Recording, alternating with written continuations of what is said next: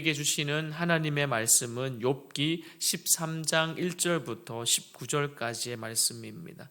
구약성경 773쪽에 있습니다. 욥기 13장 1절부터 19절까지의 말씀 함께 읽겠습니다. 시작.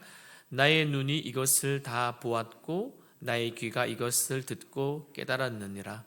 너희 아는 것을 나도 아노니 너희만 못하지 않느니라. 참으로 나는 전능자에게 말씀하려 하며 하나님과 변론하려 하노라. 너희는 거짓말을 지어내는 자요 다 쓸모없는 의원이니라.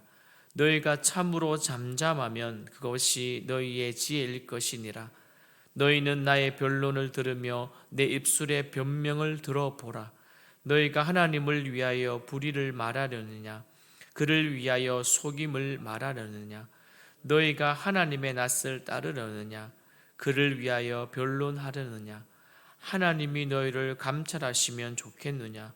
너희가 사람을 속임같이 그를 속이려느냐?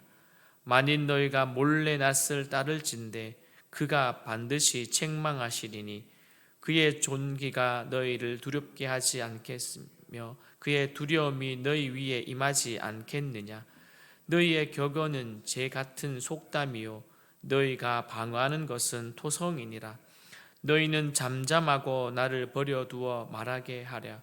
무슨 일이 닥치든지 내가 당하리라.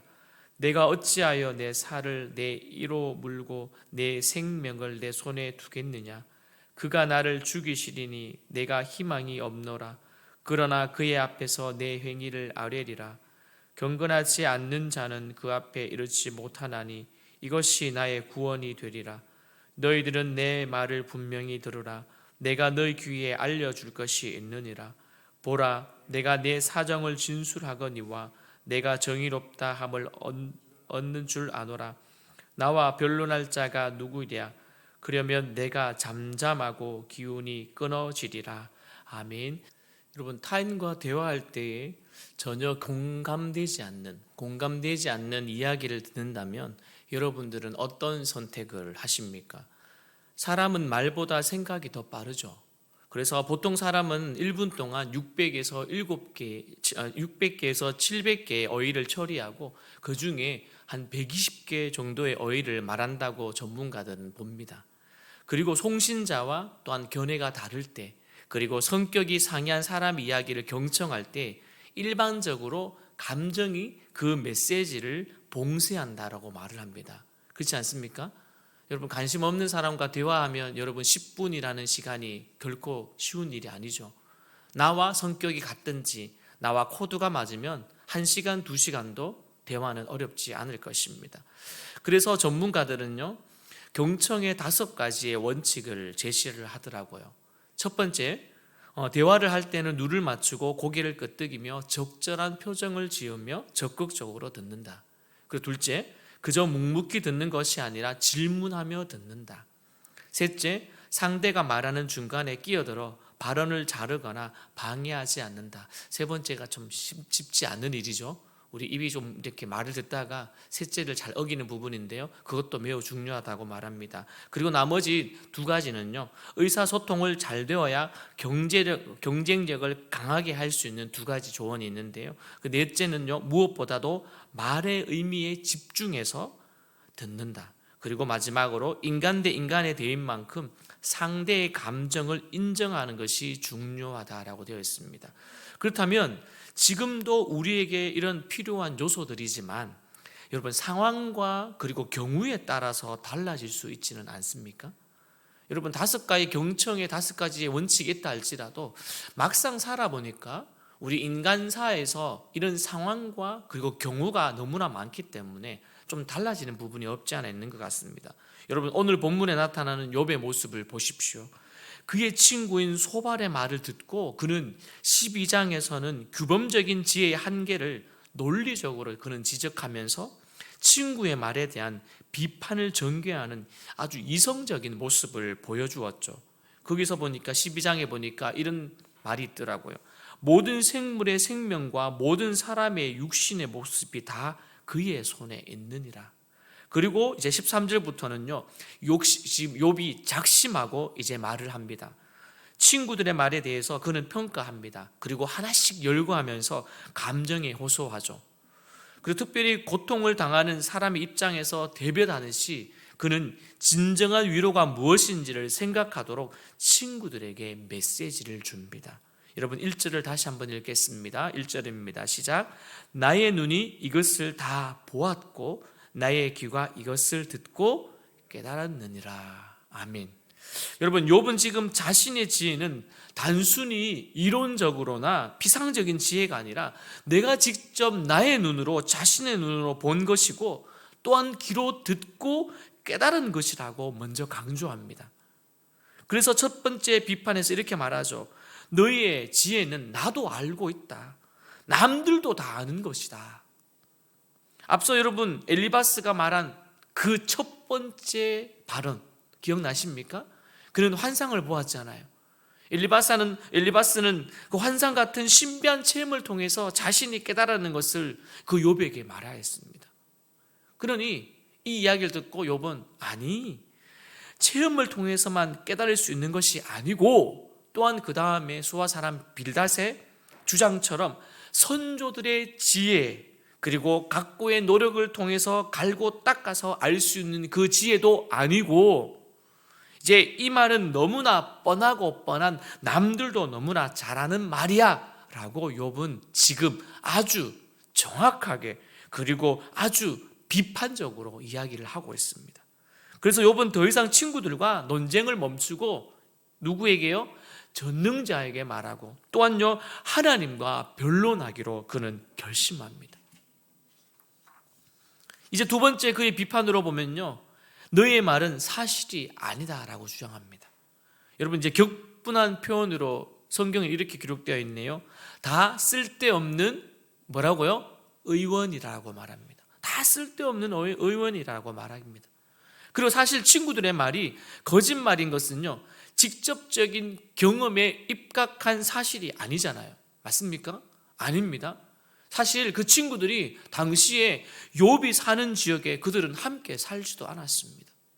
심지어 욥이나 욥의 자녀들이 어떤 죄를 지었는지 그들은 직접 보지도 않았습니다. 그런데도 그들은 어떻게 말합니까? 마치 본 것처럼 마치 함께 10년, 20년을 같이 산 것처럼 말하고 있습니다.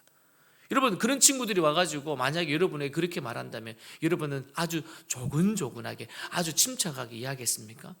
오늘 욥의 친구는 전혀 아는 것이 하나도 없습니다. 그런데 그들의 말은 마치 본 것처럼 마치 함께 그 장소에서 그 사건을 같이 경험한 것처럼 말하고 있습니다. 그러나 그들은요 자신의 신학적인 신념에 따라서 그들이 죄를 지었음을 분명하다고 그 욥에게 단정 지어버립니다. 이에 욥이 제시하는 질문이 있습니다. 7절 말씀 보십시오. 너희가 하나님을 위하여 지금 불의를 말하느냐 그를 위하여 속임을 말하느냐. 이 말은 너희가 하나님을 지금 대변한다고 주장하는 것은 매우 심각한 잘못이다. 또한 더 심각한 죄는 잘못된 행위와 말을 마치 하나님이 하시는 것처럼 말하고 또한 하나님을 잘못 대변하는 즉 대변하는 행위를 지금 지적하면서 욥은 친구들에게 말하고 있는 것입니다. 마치 자기가 다 아는 것처럼 마치 자기가 의인인 것처럼 마치 자기는 죄 하나 지었지 않은 것처럼 그렇게 친구들이 욥에게 말하는 것입니다. 계속해서 8절을 통해서 욥의 생각이 잘 드러나 있지 않습니까?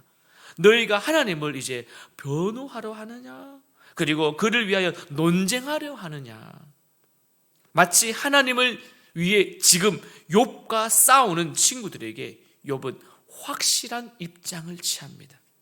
즉 하나님은요 스스로 자신의 선함과 또한 의로움을 변호하려고 시도하지 않으며 또한 더 나아가 반성적인 지혜는요 권성징악 우리가 잘 알고 있는 인과응보의 시각으로 현실을 왜곡하는 것은 어떻게 해요? 거짓이고 또한 헛된 것이라고 욥은 비판하고 있습니다.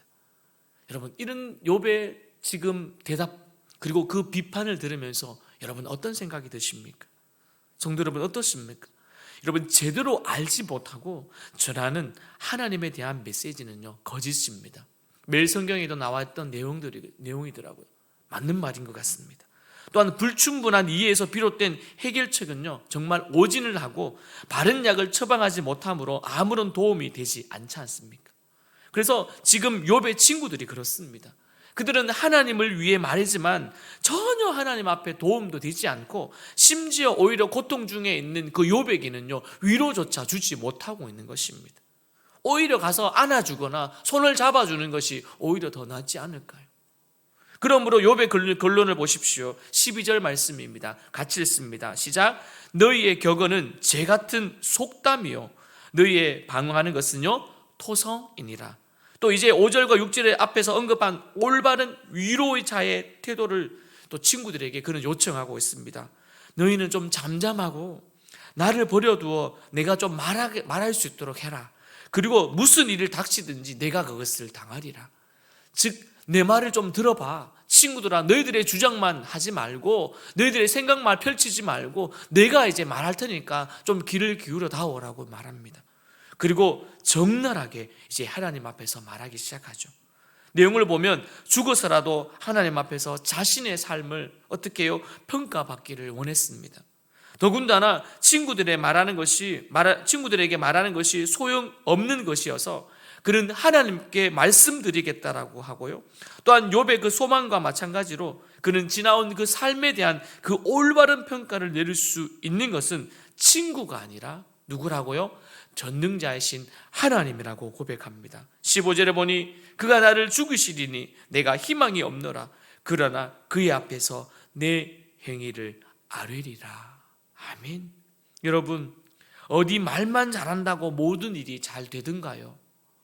여러분, 올바른 말만 잘한다고 해서 인생이 잘 살든가요? 아니더라고요. 때로는요, 소리나는 구리와 울리는 꽹과리에 지나지 않을 때가 많습니다. 때로는 우리가 말하는 인생사, 세상사에서 우리가 경험했던 그 말, 그것이 상황에 다 맞지도 않고 때로는 역으로 엉뚱한 말인 것 같고 앞뒤가 맞는 것 같지 않는 말이 오히려 때로는 누군가에게 더 힘을 줄 때도 있더라고요. 그것은 아마도 그 사람을 충분하게 공감한 이후에 나온 말이겠지요. 차라리 우리는요, 모르면 하나님 앞에서 잠잠히 하나님을 바라고 하나님의 도움과 은혜를 구하면서 주님 보좌 앞으로 나가는 그 편이 더 지혜로운 행동이 아닐까요? 혹여나 욥과 같은 어려움을 당하고 있다면 오늘도 다윗의 고백처럼 주 여호와여, 주는 나의 소망이시요 나의 어릴 때부터 의지시라. 아멘. 여러분, 우리를 위로하시며 모든 눈물과 호소를 기꺼이 들어주시는 하나님의 자비하심을 바라보며 오늘 이 하루도 거룩하게 살아가기를 주님 앞으로 나아가기를 소망하며, 또한 더불어서 제가 어제 오면서 들었던 그 방송 가운데에 한 사모님의 고백을 제가 들었습니다. 그 사모님은 본인도 병이고 남편도 암이고 자녀들도 아프고 완전 한순간에 풍지박살이 낸 그 가정 속에서 그 사모님의 고백이 그랬었습니다. 우리가 들려지는 음성들, 즉 하나님의 음성이 우리가 들려지지 않는다 할지라도, 내 귀에 들려지지 않는다 할지라도 여전히 하나님의 음성과 도움은 있다라고 그렇게 고백을 하시더라고요. 그리고 시간이 지나서 하나님이 회복시켜 주시고 8명의 개척의 교회가 지금은 그 사모님으로 인하여서 2,000명의 성도가 되었다라고 그 극동방송에서 이야기를 하더라고요. 사랑하는 성도 여러분, 우리에게 들리지 않는 하나님의 음성이 얼마나 많습니까? 오늘도 격려하시는 하나님의 그 위로가 얼마나 많습니까? 단지 우리가 들으지 못할 뿐이요, 우리가 깨닫지 못할 뿐 아니겠습니까? 오늘도 우리를 기꺼이 살게 하시고 오늘도 승리케 하시는 그 하나님을 온전히 의지하는 이 하루가 되어지기를 주님의 이름으로 축원드립니다.